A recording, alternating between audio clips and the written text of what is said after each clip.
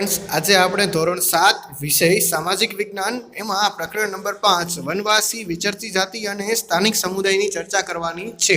તો ચાલો જોઈએ।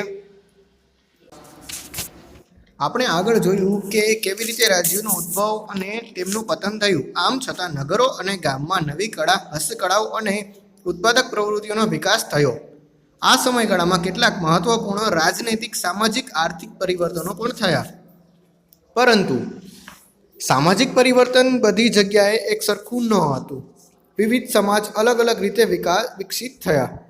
આવું શા માટે થયું હશે તે સમજવું જોઈએ। તો ચલો જોઈએ વિદ્યાર્થી મિત્રો। જનજાતિઓ અને વિચરતી જાતિઓ મોટા શહેરો અને રાજ્યો વિસ્તારની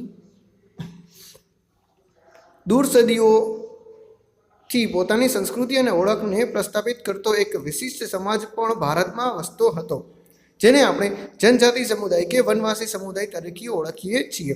આ સમાજ એ સમયની સમાજ વ્યવસ્થાથી દૂર હતો। પ્રત્યેક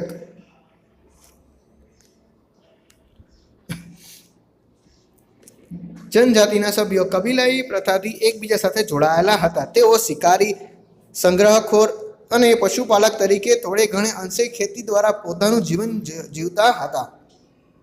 જંગલ અને પ્રકૃતિ તેમના જીવન પર સૌથી વધુ અસર કરતા પરિબળો હતા। તેમના ઘર પ્રકૃતિ સંસાધનોથી જ બનેલા હતા।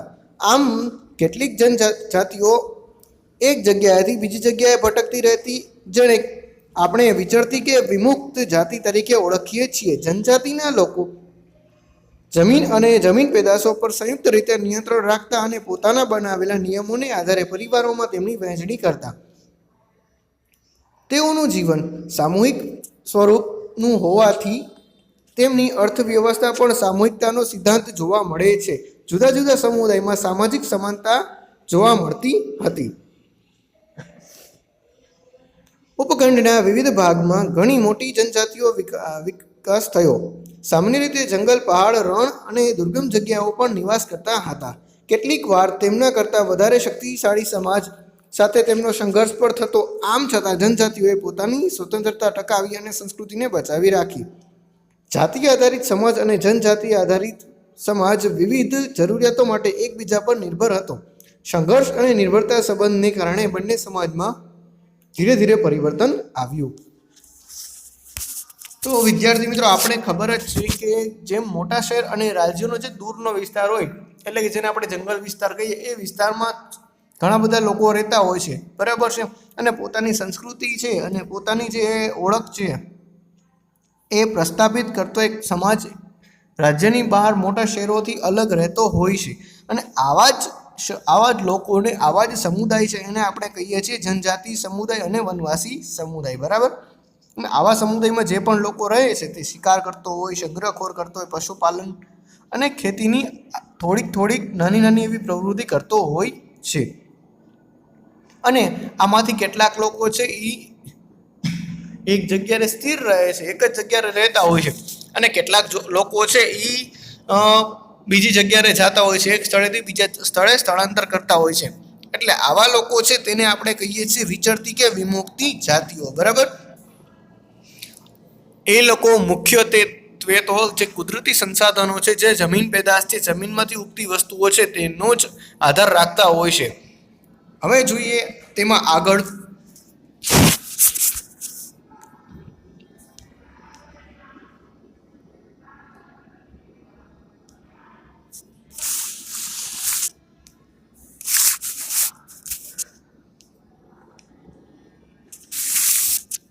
આદિવાસી જાતિના લોકો, જેને આપણે વનવાસી અને વિચરતી જાતિના લોકો કહીએ છીએ, એટલે કે સમકાલીન ઇતિહાસકારો અને મુસાફરોએ વનવાસી અને વિચરતી જાતિઓ વિશે બહુ થોડી જાણકારી આપી છે। કેટલાક અપવાદો બાદ કરતા જનજાતિ લોકો પાસે લેખિત દસ્તાવેજો મળતા નથી, પરંતુ વનવાસી કે જનજાતિ પ્રજા પોતાના સમૃદ્ધ રીતિરિવાજો અને મૌખિક પરંપરાનું રક્ષણ કરતી હતી। આ પરંપરાઓ નવી પેઢીને વારસામાં મળતી હતી। વર્તમાન ઇતિહાસકારો જનજાતિઓના ઇતિહાસ લખવા માટે આવી મૌખિક પરંપરાઓનો પણ ઉપયોગ કરે છે। હવે આપણને જોવા મળે વિદ્યાર્થી મિત્રો કે જે આદિવાસી જાતિના લોકો છે, જે વનવાસી અને વિચરતી જાતિના લોકો છે, તેમની પાસે કોઈ લેખિત દસ્તાવેજ તો મળતો નથી, પરંતુ જે મૌખિક વાર્તાઓ છે, જે ગીતો છે, તે જોવા મળે છે અને તેથી જ તેમનો ઇતિહાસ પણ લખાય છે. જોઈએ આગળ તો ભારતની મુખ્ય જનજાતિના ક્ષેત્રો. ભારતમાં મોટાભાગના વિસ્તારોમાં જનજાતિની વસ્તી જોવા મળે છે. જનજાતિનો વિસ્તાર પ્રભાવી સમયની સાથે બદલાતો રહેતો. કેટલીક જનજાતિ ખૂબ શક્તિશાળી હોય મોટા પ્રદેશ પર નિયંત્રણ ધરાવતી હતી, જેમ કે 13મી સદીથી 14મી સદી દરમિયાન પંજાબના ખોખર જનજાતિ અને ગખ્ખર જનજાતિ મુખ્ય હતી. આ જનજાતિમાંથી આવનાર કમાલ ખાં ખખ્ખરને અકબરે મનસબદાર બનાવ્યા હતા. મોગલો પહેલો મુલતાન અને સિંઘના લંધા અને અર્ધૂન જનજાતિઓનું આધિપત્ય હતું. ભારતના ઉત્તર પશ્ચિમ ભાગમાં બ્લોચ જનજાતિ સૌથી શક્તિશાળી હતી. તે વિવિધ નેતાઓ એટલે કે આગેવાનો ધરાવતા નાના નાના કુળમાં વિભાજિત હતી. પશ્ચિમ હિમાલયમાં વસતી ગંડી ગડરીઓ નામની જનજાતિ મુખ્ય હતી, જ્યારે ભારતના ઉત્તર પૂર્વ ભાગમાં નાગા, કુકી, મિઝો, અહોમ અને અન્ય જનજાતિઓનું પ્રભુત્વ હતું. તો વિદ્યાર્થી મિત્રો, અહીં આપણને કેટલીક જનજાતિઓના નામ આપેલા છે, જેમનું પ્રભુત્વ કયા કયા ક્ષેત્રમાં હતું તે જોવા મળે છે. બરાબર. તો આપણે 13મી અને 14મી સદીની વાત કરીએ તો પંજાબમાં જે ખોખરો જનજાતિ છે, બરાબર છે, અને ગખ્ખર જનજાતિ છે, એ મુખ્ય પ્રમાણમાં જોવા મળતી હતી. ભારતના નકશામાં પંજાબ જ્યાં આવેલું છે ત્યાં બે જનજાતિઓનો જે શક્તિશાળી છે એ વધુ હતી એ સમયમાં. અને આ જનજાતિમાંથી જે કમાલ ખાન આવેલો છે ને, એને તો અકબર છે, રાજા જે અકબર આપણો, એને મુનસબદાર બનાવ્યો હતો. મુનસબદાર એટલે એના જે દરબારમાં એક સારું એવું પદ આપેલું હતું, એનું રેન્કિંગ એટલું હતું એમ. તો મોગલો પહેલા જે મુલતાન અને સિંઘમાં જે લંધા છે અને અર્ધુની જનજાતિઓ છે એનું આધિપત્ય પણ જોવા મળતું હતું. બરાબર. ઉત્તર પશ્ચિમની વાત કરીએ તો આપણે જેને પાકિસ્તાનની સાઈડ કહીએ છીએ ત્યાં બ્લોચ જનજાતિઓનું પ્રમાણ વધુ હતું. બરાબર છે. તેના નેતાઓની બધા નાના નાના કુળમાં અત્યારે વિભાજિત થયેલી જોવા મળે છે. અને પશ્ચિમ હિમાલયની વાત કરીએ એટલે બંગાળાની સાઈડ, બરાબર છે, બંગાળની ખાડી છે ને એ સાઈડની વાત કરીએ તો ત્યાં ગડી ગડરીઓ નામની જનજાતિ જોવા મળે છે. અને ઉત્તર પૂર્વની વાત કરીએ તો નાગા છે, કુડી છે, મિઝો છે, અહોમ છે, એવી જનજાતિઓનું પ્રભુત્વ વધારે જોવા મળે છે. બરાબર વિદ્યાર્થી મિત્રો, આ જનજાતિઓના નામ આપણે યાદ રાખવા અને તેનો પ્રદેશ યાદ રાખવો ખૂબ જ જરૂરી બને છે. જોઈએ આગળ. હાલના બિહાર અને ઝારખંડના કેટલાક વિસ્તારોમાં 12મી સદી સુધી ચેર સરદારોનું આધિપત્ય હતું. ઈસવીસન 1591માં અકબરના સેનાપતિ રાજા માનસિંહને ચેર જાતિ ઉપર હુમલો કરી પરાજિત કર્યા, પરંતુ તેમને સંપૂર્ણ આધીન બનાવી શક્યા નહીં. ઔરંગઝેબના સમયમાં મુગલ સેનાએ ચેર જાતિના ઘણા કિલ્લા કબજે કરી તેમના પર પ્રભુત્વ સ્થાપિત કર્યું. આ વિસ્તારની બે મહત્વની જાતિઓ છે, મુંડા અને સંથાલ હતી. આ જનજાતિઓ આ વિસ્તાર ઉપરાંત ઓડિશા અને બંગાળમાં પણ રહેતી હતી. કર્ણાટક અને મહારાષ્ટ્ર પહાડી વિસ્તારોમાં કોળી, બેરાદ અને બીજી કેટલીક જનજાતિઓ રહેતી હતી. દક્ષિણ ભારતમાં કોરાગા, વેતર, મારવાડ અને બીજી જનજાતિઓના લોકો મોટી સંખ્યામાં વસ્તી ધરાવતા હતા. ભીલ આ જનજાતિઓમાં સૌથી અગત્યના હતા. તે પશ્ચિમ અને મધ્ય ભારતમાં ફેલાયેલા હતા. 16મી સદીના અંત સુધીમાં તેમના ઘણા ખેડૂત અને જમીનદારી તરીકે સ્થાપિત થયા હતા. જોકે કેટલાક ભીલ કુળ શિકાર અને અન્ન સંગ્રહ સાથે જોડાયેલા રહ્યા. હાલના છત્તીસગઢ, મધ્યપ્રદેશ, મહારાષ્ટ્ર અને આંધ્રપ્રદેશમાં ગોંડ વસ્તીની વધુ જોવા મળે છે. ગુજરાતમાં આરાસુરથી ડાંગ સુધીના પૂર્વ પટ્ટીના વિસ્તારની જનજાતિઓ લગભગ 4 સદીથી આ પ્રદેશમાં પોતાની વિશિષ્ટ સમાજ વ્યવસ્થા અને સંસ્કૃતિને સાચવીને બેઠી છે તથા આધુનિક સમય સાથે કદમથી કદમ મિલાવીને પ્રગતિ કરી રહી છે. તો વિદ્યાર્થી મિત્રો, બિહાર અને ઝારખંડ છે એમાં 12મી સદી સુધી તો ચેરના જે સરદારો છે એનું આધિપત્ય હતું. અકબરનો સેનાપતિ છે જે માનસિંહ, બરાબર, તેણે 1591માં તેના ઉપર હુમલો કરી તેમને હરાવ્યો તો ખરી, પરંતુ સંપૂર્ણ પ્રભુત્વ, સંપૂર્ણ એના ઉપર વિજય પામી શક્યા નહીં. ઔરંગઝેબ છે એના જે મુગલ સેના છે એ લોકોએ પણ ચેર જાતિ ઉપર આક્રમણ કર્યું અને કેટલાય કિલ્લા કબજે કર્યા, બરાબર છે, અને તેના ઉપર વ્યવસ્થિત રીતે પ્રભુત્વ પણ સ્થાપિત કર્યું. આગળ જોઈએ તો આવી જ બીજી જનજાતિઓ છે જેનું નામ છે મુંડા અને સંથાલ, બરાબર છે. આ જનજાતિ છે ને ઓડિશા અને બંગાળમાં જોવા મળે છે. એટલે મુંડા છે ઓરિસ્સામાં, સંથાલ છે બંગાળમાં જોવા મળે છે. કર્ણાટક અને મહારાષ્ટ્રની પહાડીઓની વાત કરીએ તો તેમાં છે ને એ કોળી છે, બેરાજ છે, બરાબર, બીજી ઘણી બધી જનજાતિઓ જોવા મળે છે. અને દક્ષિણ ભારતની જ વાત કરીએ તો કોરાગા છે, વેતર છે, મારવાડ છે, બરાબર છે, આવી બધી જનજાતિઓ જોવા મળે છે. અને પશ્ચિમ ભારતની અને મધ્ય ભારતની વાત કરીએ તો એમાં જે ભીલ જનજાતિ છે ને એ સૌથી વધુ જોવા મળે છે. અને તેના લોકો તો જમીનદાર અને ખેડૂતો પણ થયેલા જોવા મળતા હતા, બરાબર છે. અને ભીલ કુળના લોકો ઘણા પણ શિકાર અને અન્ન સંગ્રહ માટે પણ જતા હતા. અત્યારે તેઓ છત્તીસગઢ, મધ્યપ્રદેશ, મહારાષ્ટ્ર અને આંધ્રપ્રદેશ છે એના ગોંડના લોકો પણ મુખ્ય જોવા મળે છે.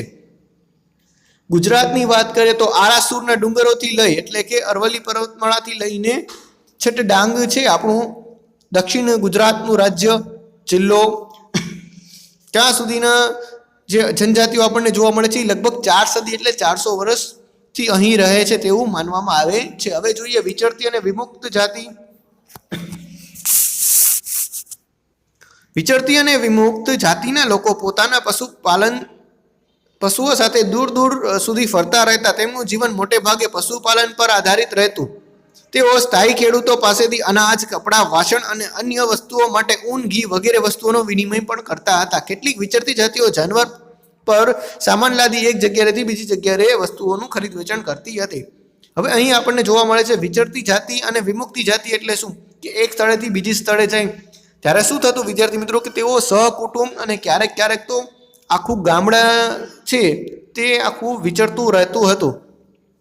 હવે જે સ્થળે તેઓ જાતા ને ત્યાં અનાજ, કપડાં, વાસણ, બરાબર છે, એના બદલામાં તે ઊન અને ઘી ને એવી બધી વસ્તુઓનો વિનિમય કરતા એટલે કે ખરીદ અને વેચાણ કરતા.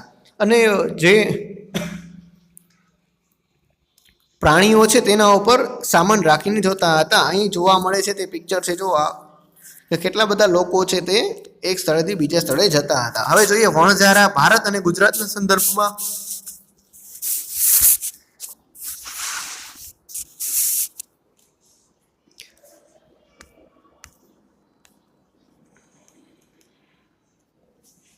આ બધી વિચરતી વિમુક્તિ જાતિઓમાં વણઝારા સૌથી અગત્યના હતા. તેમનો સમૂહ ટાંડા કહેવાતો.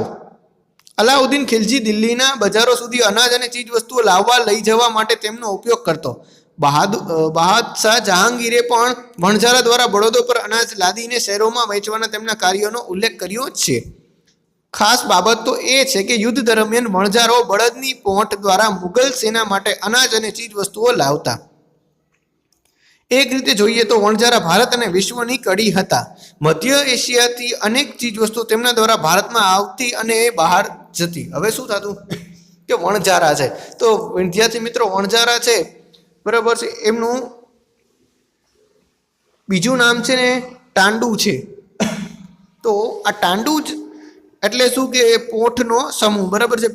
પોઠ એટલે ગ્રુપ હોય એનો સમૂહ છે. અલાઉદ્દીન ખિલજીના સમયમાં હોય કે પછી બાદશાહ જહાંગીરના સમયમાં, બંનેના સમયમાં વણઝારાઓ છે આપણને જોવા મળે છે. વણઝારાઓ શું કરતા, યુદ્ધનો સમય હોય કે કોઈ અન્ય સમય હોય તે પોતાના જે પ્રાણીઓ છે એની પીઠ પાછળ અનાજ ને એવી ઘણી બધી વસ્તુઓ છે એ ભારતમાં લઈ આવતા. એક સ્થળેથી બીજા સ્થળે લઈ જતા પણ હતા આપણી બધી વસ્તુઓ, બરાબર છે. આમ તે વેપારનું કામ છે તે કરતા હતા અને વેપારને ઉત્તેજન પણ આપતા હતા. હવે જોઈએ તો જનજાતિઓ, વિચરિત જાતિઓની સંસ્કૃતિ.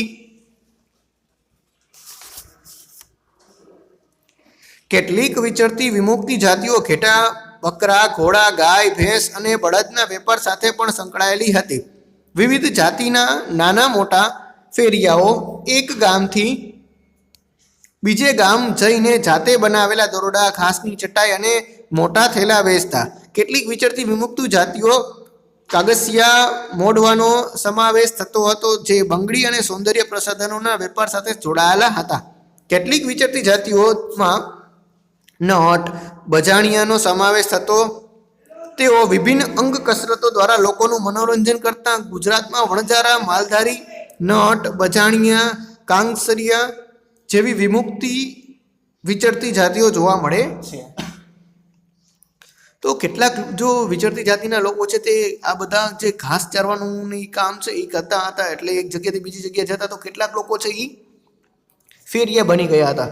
ફેરિયા એટલે શું કે જે દોરડા છે, ઘાસની ચટાઈ છે, મોટા થેલા છે, એ બધી વસ્તુઓ છે એ એક સ્થળેથી બીજા સ્થળે પહોંચાડતા હતા અને તેમાંથી જ પોતાનો બિઝનેસ કરતા હતા. તો કેટલાક લોકો છે એ સૌંદર્ય પ્રસાધનો, જેને આપણે બ્યુટી પાર્લરનો જે એમાં વપરાતા સાધનો છે તે પણ એક સ્થળેથી બીજી સ્થળે પહોંચાડવાનું કામ કરતા હતા. તો કેટલાક લોકો છે એ નાટકો દ્વારા અને વિવિધ અંગ કસરતો દ્વારા પણ આવી બધી જે કલાનું પ્રદર્શન છે તે કરતા હતા અને પોતાનું ગુજરાન ચલાવતા હતા. જોઈએ આગળ તો હવે જાતિઓમાં આવેલા સાંસ્કૃતિક પરિવર્તન.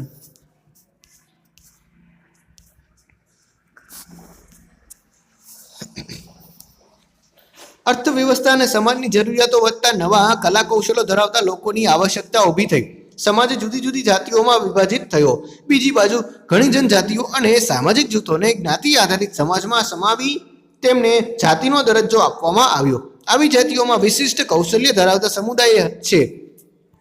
હવે વર્ણને બદલે જાતિ સમાજના સંગઠનનો આધાર બની હતી. હવે શું થયું છે કે જેમ જેમ અર્થવ્યવસ્થા એટલે કે આર્થિક અને સામાજિક જરૂરિયાતો બદલી તેમ તેમ નવા કલા કૌશલ્યનો વિકાસ થયો.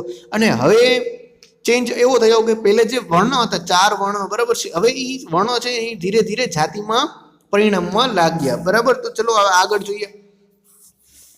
વનવાસી અને વિચરતી જાતિની ઉપલબ્ધિ, ગોંડ અને અહોમ. હવે એમાં પહેલું જોઈએ તો ગોંડ. ભારતના ગોંડવા નામના વિસ્તાર વન પ્રદેશમાં રહેનારી પ્રજા ગોંડ તરીકે ઓળખાય છે, જે ભારતની જૂની જનજાતિ પૈકીની એક છે. જેઓ સ્થળાંતરિત ખેતી કરતા નાના નાના કુળોમાં વહેંચાયેલી વિશાળ ગોંડ જાતિમાં પ્રત્યેક કુળનો એક રાજા હતો. અકબરનામામાં નોંધાયું છે કે ગંડક ટંકાના ગોંડ રાજ્યમાં 70,000 જેટલા ગામડાઓનો સમાવેશ થતો હતો. હવે ગોંડવા નામનો જે વિસ્તાર છે ને એમાં જે જાતિ રહે છે એ કહેવાય છે ગોંડ. અને ભારતની જૂની જનજાતિઓ પૈકીની એક જાતિ છે. નાના નાના કુટુંબમાં વહેંચાયેલી છે અને સ્થળાંતરિત ખેતી પણ કરે છે. અને દરેક જે કુળ છે, જે કુટુંબ હોય, બરાબર છે, એનો એક રાજા હતો. અને અકબરનામામાં ગંડક ટંકા નામનું જે ગોંડ રાજ્ય છે એમાં 70,000 જેટલા ગામડાઓ હશે એવું કહેવામાં આવે છે. એટલે આવડું મોટું વિશાળ એમનું સામ્રાજ્ય હશે. હવે જોઈએ તો આટલું જાડો, જેને આપણે સ્થળાંતરિત અથવા તો ઝૂમ ખેતી કહીએ છીએ. બરાબર વિદ્યાર્થી મિત્રો. હવે શું થાય છે કે આ જે લોકો હોય છે, જે સ્થળાંતરિત કરતા હોય છે, બરાબર છે, તો એ લોકો અત્યારે ખેતી કરવાનું શરૂ કરે છે. માની લો કે અત્યારે પહેલા આ જગ્યા રહેતા હતા, ત્યાં ખેતી કરવાનું કામ શરૂ કર્યું, બરાબર છે. તો એકવાર પાક આવી ગયું ને 1 વર્ષ દરમિયાન, ત્યારે પછી આ જમીનને એમને મૂકી અને બીજા સ્થળે જતા રહે છે ને વળી ત્યાં કામ કરે છે. હવે આ જમીનનો ઉપયોગ છે ને એ 2 થી 3 વર્ષ પછી પાછો કરશે. કારણ કે એવું હોય છે કે જમીન છે ને એને આપણે 2 થી 3 વર્ષનો ટાઈમ દઈ દઈએ તો જે પણ વિટામિન્સ અને એના જે તત્વો છે એ વપરાઈ ગયા છે તે જમીન પાછા મેળવી લે છે. એટલે 2 થી 3 વર્ષનો ટાઈમ દેતા હતા. એને જ આપણે સ્થળાંતરિત અથવા ઝૂમ ખેતી કહીએ છીએ. તો આગળ જોઈએ તો તેમની રાજ વ્યવસ્થા કેન્દ્રીકૃત હતી. રાજ્યગઢમાં વહેંચાયેલા હતા. દરેક ગઢ ઉપર એક ખાસ ગોંડ કુળનું આધિપત્ય હતું. દરેક ગઢ 84 ગામોનો એક એકમમાં વહેંચાયેલો હતો, જેને 84 તરીકે ઓળખાય છે. દરેક 84 12 ગામના એક પેટા એકમ 12 હોતોમાં વહેંચવામાં આવી હતી. મોટા રાજ્યમાં ઉદય સાથે ગોંડ સમાજમાં પરિવર્તન આવ્યું. મૂળભૂત રાજપૂત તરીકેની માન્યતા મેળવવા ગંડક ટંકાના ગોંડ રાજા અમનદાસે સંગ્રામ શાહની પદવી ધારણ કરી. તેના પુત્ર દલપતે મહોબાના ચંદેલ રાજપૂત રાજાની પુત્રી રાજકુમારી દુર્ગાવતી સાથે લગ્ન કર્યા હતા. હવે જોઈએ તો શું કહે છે વિદ્યાર્થી મિત્રો. એમ કહે છે કે રાજ્ય વ્યવસ્થાથી કેન્દ્રીકૃત હતી, બરાબર છે, અને રાજ્યમાં ગઢોમાં વહેંચાયેલા હતા. ગઢ એટલે રાજ્યનો નાનો એકલો ભાગ. આપણે કેમ અત્યારે ગુજરાત એક રાજ્ય છે, એનો નાનો ગઢ એટલે જામનગર કહેવાય, એવી રીતે એક રાજ્ય છે ગઢમાં વહેંચાયેલું હતું. દરેક ગઢનું એક ખાસ ગોંડ કુળનું આધિપત્ય હતું. એટલે કે ગુજરાતમાં કેમ જામ સાહેબ રાવળનું રાજ્ય હતું, બરાબર છે, એવી રીતે બધામાં અલગ અલગ જે ગઢ છે એનું અલગ અલગ રાજાઓનું રાજ હતું. અને દરેક ગઢ છે એની નીચે 84 ગામો આવતા હતા, બરાબર છે. આવી રીતે 84 પણ એને કહેવાતું હતું. 84 12 ગામના એક પેટા એકમ તરીકે 12 હોતોમાં વહેંચવામાં આવ્યું હતું. એટલે કે આ આપણું રાજ્ય, આ એમનું ગામ, બરાબર છે, એને ગઢ કહેતા હતા. આ ગઢની નીચે 84 ગામ આવતા હતા, નાના નાના નાના નાના ગામ. હવે આ ગામ છે એને 12 જેટલા ગામો ભેગા કરીએ ને તો તો એને જ કહેવામાં આવતું હતું બાર હોતો. બરાબર છે, શું કહેવાતું હતું? બાર હોતો. ઓકે, હવે જોઈએ તો ગોંડ રાજ્યનો જ્યારે વિકાસ થયો, બરાબર છે, ત્યારે શું થયું કે મૂળભૂત રાજપૂત તરીકે તેમની માન્યતા મેળવવા માટે તેઓ અમરદાસના જે સંગ્રામ શાહ છે એમની પદવી ધારણ કરી હતી. અમનદાસ નામનો વ્યક્તિ છે એ સંગ્રામ શાહ નામની પદવી ધારણ કરી, અને એમનો પુત્ર છે દલપત, એ મહોબાના જે ચંદેલ રાજપૂત છે ને એમની રાજકુમારી દુર્ગાવતી સાથે લગ્ન પણ કર્યા હતા. યુવાન વયે જ દલપતનું મૃત્યુ થતાં દુર્ગાવતીએ 5 વર્ષના પુત્ર વીર નારાયણના નામથી શાસન સંભાળ્યું. 1565માં આસિફ ખાનના નેતૃત્વ હેઠળની મુગલ સેનાએ દુર્ગાવતીને હરાવી. રાણી અને તેમનો પુત્ર યુદ્ધમાં લડતા લડતા મૃત્યુ પામ્યા. બરાબર છે. હવે શું થાય છે કે યુવાન વયે જ દલપતનું મૃત્યુ થઈ જાય છે, અને દુર્ગાવતીએ 5 વર્ષનો જે પુત્ર છે જેનું નામ છે વીર નારાયણ, બરાબર છે, તેમના વતી તેમણે શાસન શરૂ કર્યું. 1565માં શું થાય છે કે આસિફ ખાનનો વ્યક્તિ છે જે મુગલ સેના છે એનો એક સેનાપતિ હતો, તેણે દુર્ગાવતી ઉપર આક્રમણ કર્યું, અને દુર્ગાવતી અને તેમના પુત્રો આ યુદ્ધમાં શહીદ પણ થયા. આગળ જોઈએ તો ગંડકટંગા રાજ્યએ હાથીઓના વેપાર દ્વારા પુષ્કળ ધન કમાયું હતું. ગંડકટંગા પર વિજય મેળવી મુગલોએ પુષ્કળ ધન અને હાથી મેળવ્યા. તેમણે રાજ્યનો મોટા ભાગનો પોતાના નિયંત્રણમાં રાખ્યો, જ્યારે બાકીનો ભાગ વીર નારાયણના કાકા ચંદર શાહને આપ્યો. ગંડકટંગાના પતન બાદ નિર્માણ બનેલા ગોંડ રાજ્ય શક્તિશાળી બુંદેલો અને મરાઠાઓના આક્રમણ સામે ટકી શક્યું નહીં. બરાબર વિદ્યાર્થી મિત્રો, તો શું થાય છે કે અકબર જે રાજા છે, બરાબર છે, અને જે મુગલ સેનાના સેનાપતિ હતા આસિફ શાહ, એ શું કરેલું કે એ આ રાજ્યને હરાવી દીધું અને વિશાળ પાયા ઉપર જે ધન અને હાથી છે એ મેળવવાનું શરૂ કર્યું, કારણ કે ગોંડ છે એ હાથીઓના વેપાર માટે ખૂબ જ જાણીતું હતું. પછી શું થાય છે કે વીર નારાયણ નાનકડા હોવાના લીધે કાકા ચંદર શાહ છે એમને આખો રાજપાટ સોંપ્યો, અને પછી તો સમય જતાની સાથે સાથે જે બુંદેલો છે, બરાબર છે, જે બુંદેલખંડ છે એમના જે શક્તિશાળી રાજાઓ છે, અને મરાઠાના આક્રમણ સામે આ રાજ્ય ટકી શક્યું નહીં, અને પરિણામે નાશ થયો. હવે જોઈએ તો અહમ લોકો 13મી સદીના હાલના મ્યાનમારથી આવી અસમની બ્રહ્મપુત્ર નદીના ખીણ વિસ્તારમાં વસ્યા. તેમણે ભૂઈયા એટલે કે ભૂસ્વામી જમીનદારની જૂની રાજકીય વ્યવસ્થાને બદલી એક નવા રાજ્યની સ્થાપના કરી.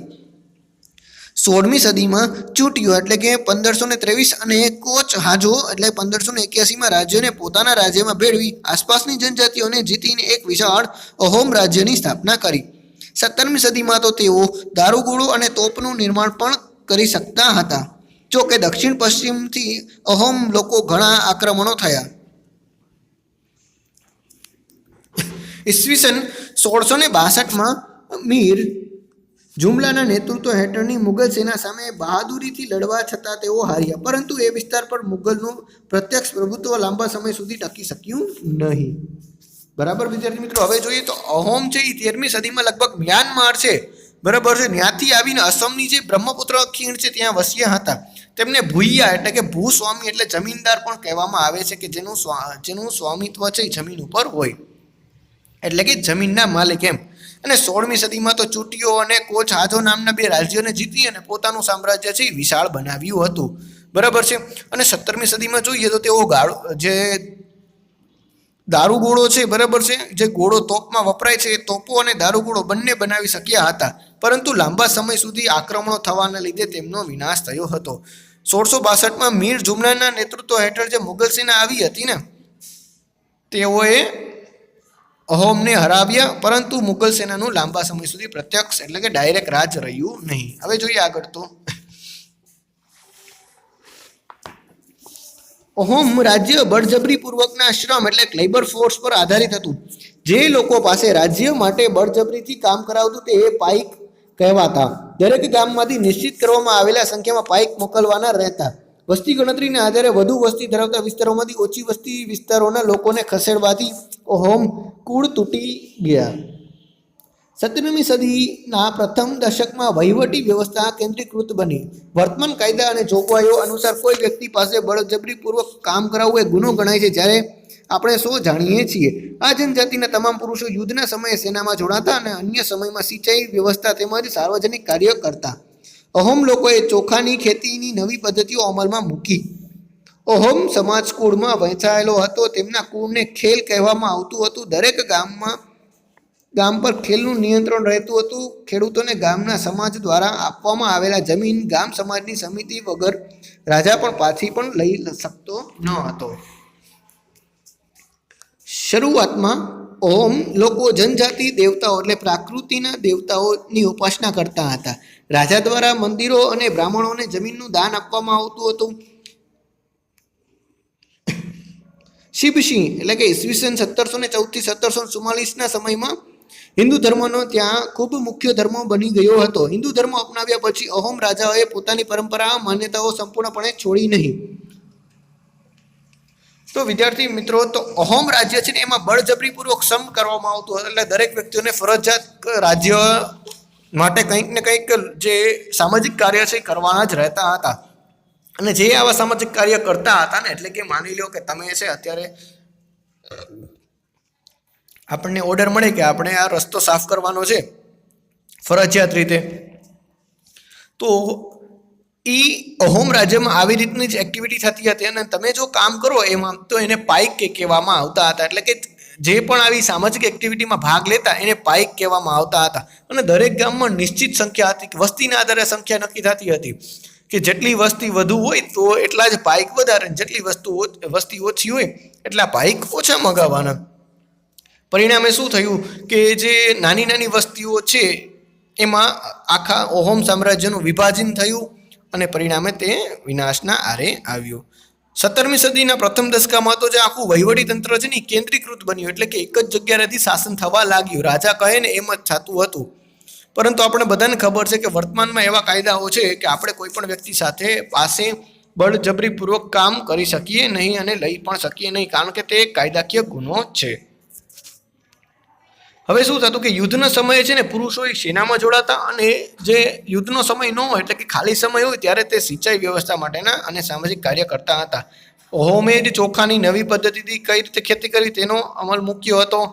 અહોમના જે સમાજ છે કુળ છે બરાબર છે, એ નાના નાના ભાગોમાં વહેંચાયેલું હતું. અને આવા જ કુળને ખેલ કહેવામાં આવતું હતું. અને ખેલ છે એનું નિયંત્રણ ગામ ઉપર રહેતું હતું. જ્યારે ગામની જમીન છે બરાબર છે, એ કોઈ ગામના વ્યક્તિને આપવામાં આવે તો ગામની જે સમાજ છે એની સંમતિ વગર તો રાજા પણ આ જમીન પાછી ખેંચી શકતો નહીં. હવે દેવી દેવતાઓની વાત કરીએ કે ત્યાંનું ધાર્મિક જીવન કેવું હતું, તો પહેલા તો એ લોકો છે પ્રાકૃતિની પૂજા કરતા હતા. એટલે હવા, પાણી, સૂર્યપ્રકાશ એવી બધી. પછી જ્યારે એમણે હિન્દુ ધર્મ અપનાવ્યો ને ત્યાર પછી તે મંદિરોમાં અને તેની પૂજા કરતા શરૂઆત થઈ. બરાબર વિદ્યાર્થી મિત્રો, પરંતુ તેમને પોતાની જે પૂજાપાઠની વિધિ છે, પરંપરાઓ છે, સંપૂર્ણપણે છોડી નહીં.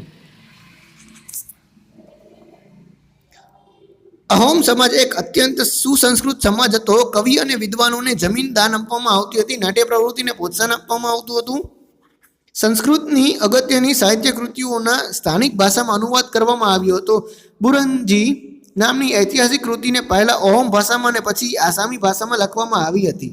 બરાબર વિદ્યાર્થી મિત્રો, તો આપણને ત્યાંની સમાજ જીવનનો, ત્યાંનો સાહિત્યનો પણ પરિચય જોવા મળે છે કે સાહિત્યકારો છે જે પણ લખનાર, બોલનાર, વાંચનાર હોય છે તેમને પણ જમીનનું દાન આપવામાં આવતું હતું. એટલે કે ત્યાં કલા સંસ્કૃતિને પણ ભરપૂર પ્રોત્સાહન આપવામાં આવતું હતું. બુરંજી નામની એક ઐતિહાસિક કૃતિ છે તેમને પહેલે સૌપ્રથમ અહોમ ભાષામાં અને પછી આસામી ભાષામાં લખવામાં આવી હતી. હવે જોઈએ તો ગુજરાતની જે જનજાતિ છે તે ગુજરાતમાં ડાંગ અને અન્ય પૂર્વ પટ્ટીમાં આવા જનજાતિ રાજ્ય જોવા મળતા હતા. સંતરામપુર છે, દેવગઢ બારિયા છે, તેમજ ડાંગની રાજ્ય વ્યવસ્થા અને સંસ્કૃતિ વિશિષ્ટ હતી.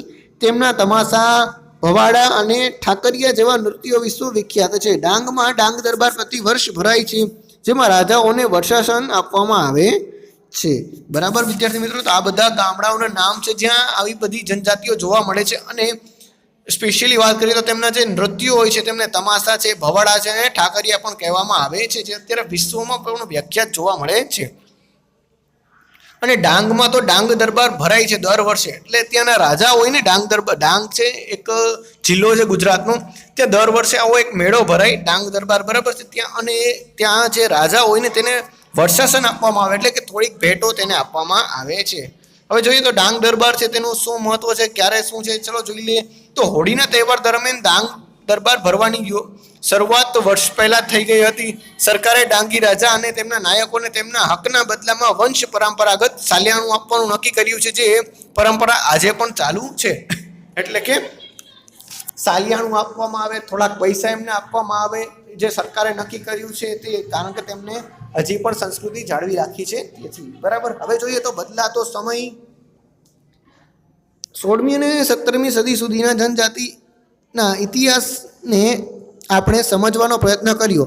કાળાંતરમાં અનેક જનજાતિઓમાં વ્યાપક પરિવર્તનો આવ્યા. વર્ણ આધારિત સમાજ, આદિવાસી સમાજના લોકોના એકબીજા સાથેના સંપર્કને કારણે બંને સમાજમાં પરિવર્તન આવ્યું. વિવિધ જનજાતિઓ જુદી જુદી આજીવિકા અપનાવે છે. સમય જતાં તેમાંની ઘણી જનજાતિઓ આધારિત સમાજનો ભાગ બની. જો કે ઘણી જનજાતિઓ હિન્દુ ધર્મ અને જાતિ વ્યવસ્થાથી મોટે ભાગે દૂર રહી હતી. કેટલીક જનજાતિઓએ સુસંગઠિત વહીવટી વ્યવસ્થા ધરાવતા મોટા શક્તિશાળી રાજ્યની સ્થાપના કરી, જેથી તેઓને તેમનાથી મોટા અને વધુ જટિલ સામ્રાજ્યો સાથે સંઘર્ષ થયો. બરાબર વિદ્યાર્થી મિત્રો, તો ચલો જોઈએ સ્વાધ્યાય. પ્રશ્ન 1, યોગ્ય જોડકા જોડો. તો ચાલો વિદ્યાર્થી મિત્રો આપણે ફટાફટ જોડકાઓ જોડી દઈએ. પેલું છે ગંડક ટંગા, તો એમાં આવશે 70,000 ગામડા. બીજું છે વર્ષાસન, તો એમાં આવશે ડાંગ દરબાર. પછી જે શ્રમિકને પાઈક કહેવામાં આવતું, તો અમનદાસજી સંગ્રામ શાહ નામની ઉપાધિ ધારણ કરી હતી. ખોખર જનજાતિ પંજાબમાં જોવા મળે છે ને બ્લોચ છે નાના નાના કુળમાં વિભાજિત હતા. ખાલી જગ્યા પૂર્વમાં જોઈએ તો એક સ્થળેથી બીજા સ્થળે ભટકતી જાતિને આપણે કહીએ છીએ વિચરતી કે વિમુક્ત જાતિ. બરાબર વિદ્યાર્થી મિત્રો. હવે બીજું જોઈએ તો અહમ લોકો દ્વારા રચવામાં આવેલી ઐતિહાસિક કૃતિને બુરંજી કહીએ છીએ. વણઝારાઓના સમૂહને આપણે ટાંડા કહીએ છીએ. વિધાન સાચું છે કે ખોટું જોઈએ તો અકબરના વંશબદાર માનસિંહે ચેર જાતિ ઉપર હુમલો કરી વિજય મેળવ્યો હતો. દેખાવમાં તો વિધાન સાચું છે, પણ મનસબદાર ના આવે, અહીં સેનાપતિ આવે. બરાબર વિદ્યાર્થી મિત્રો, એટલે વિધાન ખોટું છે.